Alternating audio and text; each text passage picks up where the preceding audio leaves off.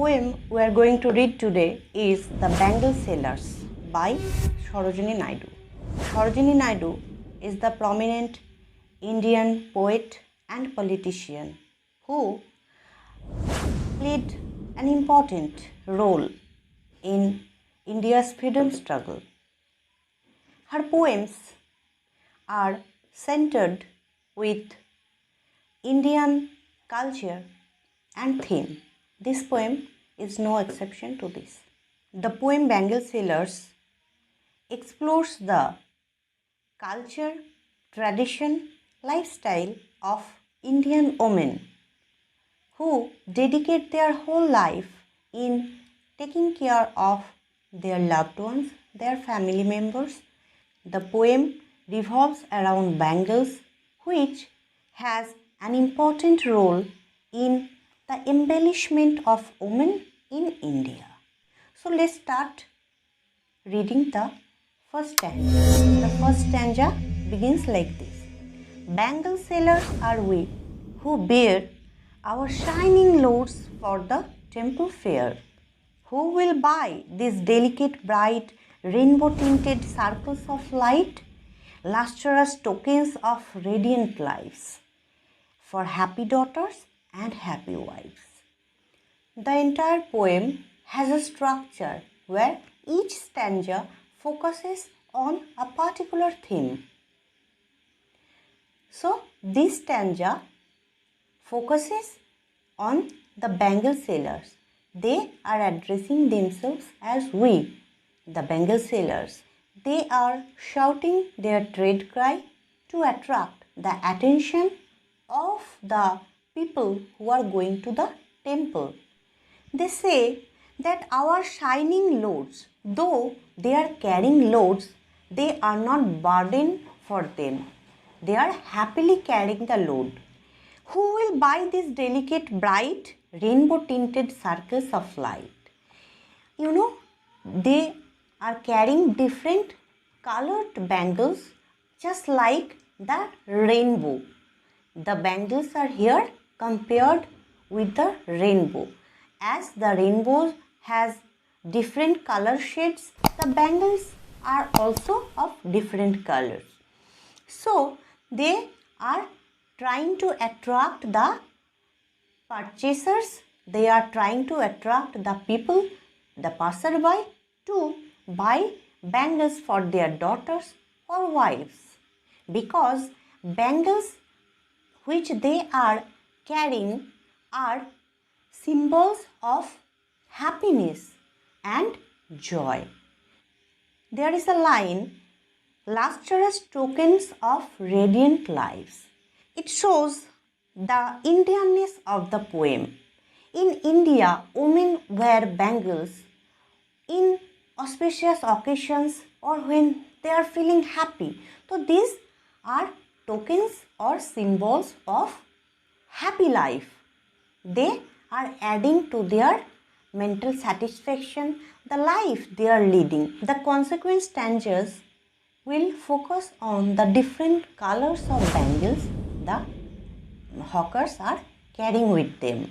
Here I want to say that the poem follows a simple rhyme scheme, that is AABBCC. But the poem has lucid, very simple language to be understood. Use of clear similes also add a beauty to the poem. Now we are coming to the second stanza. Summer meet for a maiden's wrist, silver and blue as the mountain mist. Some are flashed like the birds that dream on the tranquil brow of a woodland stream. Some are aglow with the bloom that cleaves to the limpid glory of newborn leaves. See, some bangles are suitable for a maiden's wrist, for a young girl's wrist. The young girls like to wear silver and blue colored bangles, like the mountain mist.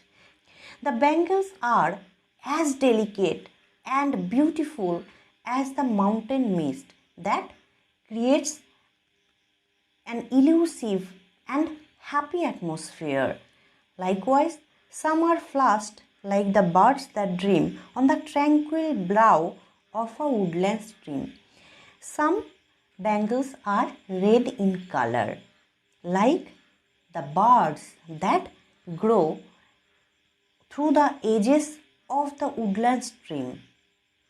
The birds that dream of becoming a fulfilled flower, just like that, a girl also dreams to grow up and get married one day. Here, in the peaceful atmosphere of the woodland, the bud is blooming to be a flower. So, the woodland area is seeming to be a sustainer that watches the bud to bloom under its tender care. Likewise, the girl also is brought up under the care of her parents. The girl dreams to grow up one day and get married. So, there can be a connection or reference between the two. Some are aglow with the bloom that cleaves to the limpid glory of newborn leaves. Just as the newborn leaves are transparent, clear, and unspoiled in color, likewise, some bangles are also shining like that. Some bangles are tender, clear in color. The third stanza says, some are like fields of sunlit corn, meet for a bride on her bridal morn.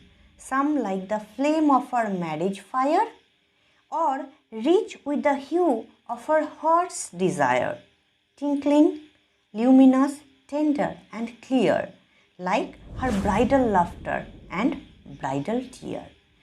In the third stanza also, the bangle sellers are giving a definition of the different colored bangles they are carrying. The bangle sellers are carrying some bangles which are golden yellow in color. Just like when the sunlight falls in a cornfield, it produces a golden color. Likewise, the bangles are also golden yellow in color.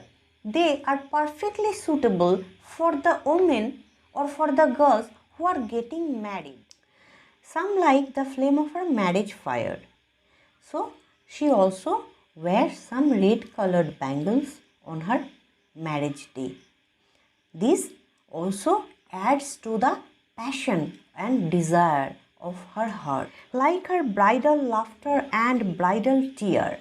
See, here paradox is used by the poet. Laughter and tear. In one hand, the girl who is getting married today has a double feeling, like she is happy that she is going to start a new life with her husband. But on the other hand, she is also sad for leaving her parental house, for leaving her dear ones who have nurtured her since long, since her childhood. So she is also happy and also sad. In the fourth stanza, the poet says, some are purple and gold-flecked grey, for she who has journeyed through life midway, whose hands have cherished, whose love has blessed, and cradled fair songs on her faithful breast, and serves her husband in faithful pride, and worships the gods at her husband's side. In the final stanza, the bangle sellers are also advertising their bangles. They are saying that they have some bangles which are purple and gold-flecked grey in color, which are perfectly suitable for the women who have journeyed their life and arrived at their middle age.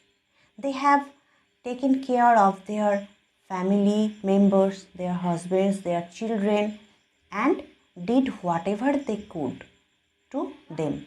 The poet writes down what she perceives as the qualities of a good wife, a wife who has done her job faithfully. It can be a happy coincidence to use sons in spite of children, but we can also see an ingrained attitude of liking male child in those days, and serves her husband in faithful pride and worships the gods as her husband's side. You know, in those days, women were subjugated and they were accorded secondary in compared to male. So the women who are faithful and have done their job well are honored to sit beside their husband in auspicious occasions or in some pujas. Okay, so we can see that the poem is a celebration of womanhood. It shows us the various stages of a woman. The poem attempts to represent the Indian culture and tradition of Indian women. It also reflects the use of bangles or the importance of bangles in women's life.